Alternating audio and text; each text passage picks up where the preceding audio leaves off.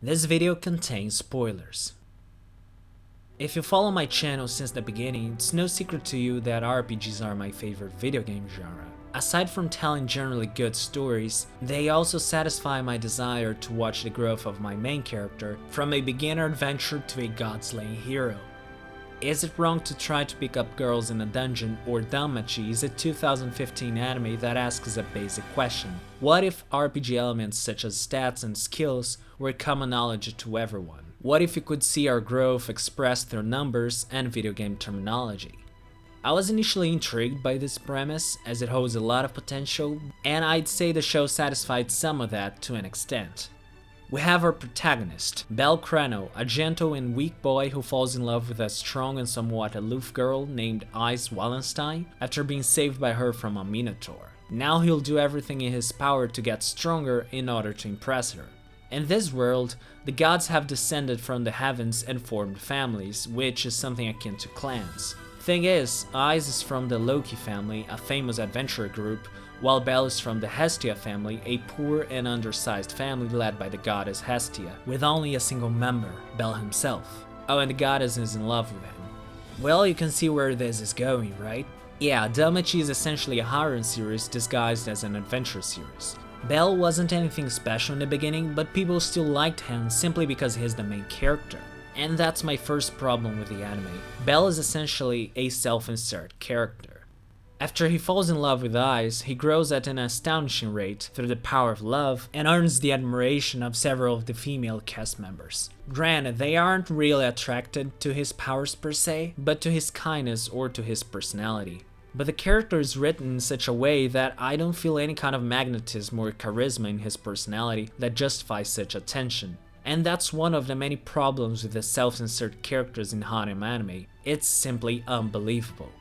Many harem anime presents the protagonist as awkward or shy before everyone falls in love with him, and many stay the same throughout the story, at least when it comes to that.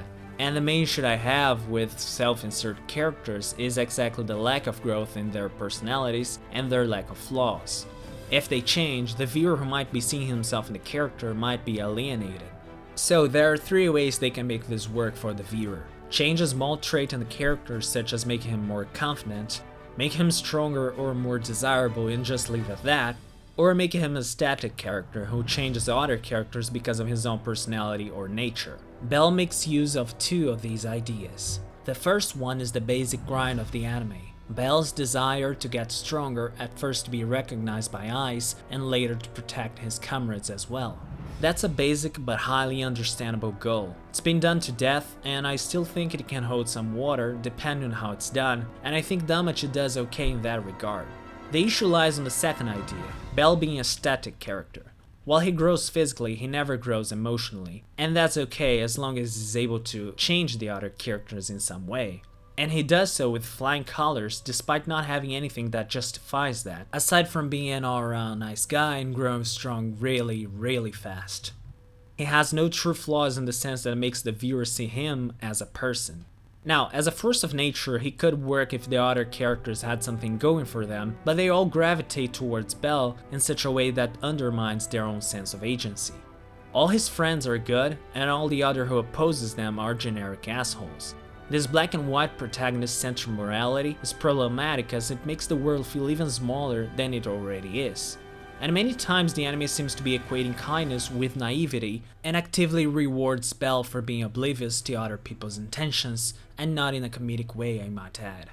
Having said all that, if I had to make a comparison, I'd compare Belle with most JRPG-style protagonists.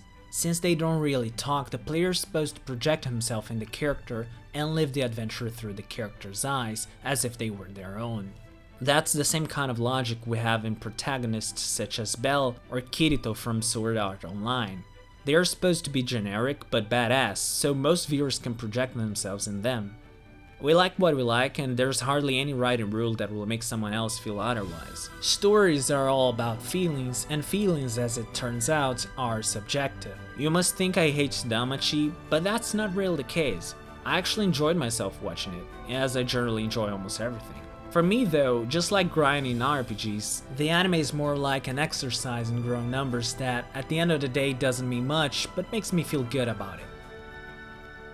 So what did you think of DanMachi? Are you excited for the second season? Leave a comment in the section below. And if you like this video, please leave a like and consider subscribing to this channel. Click on the bell so you never miss an update. We have videos every Wednesday and Saturday. I hope you enjoy what's coming next.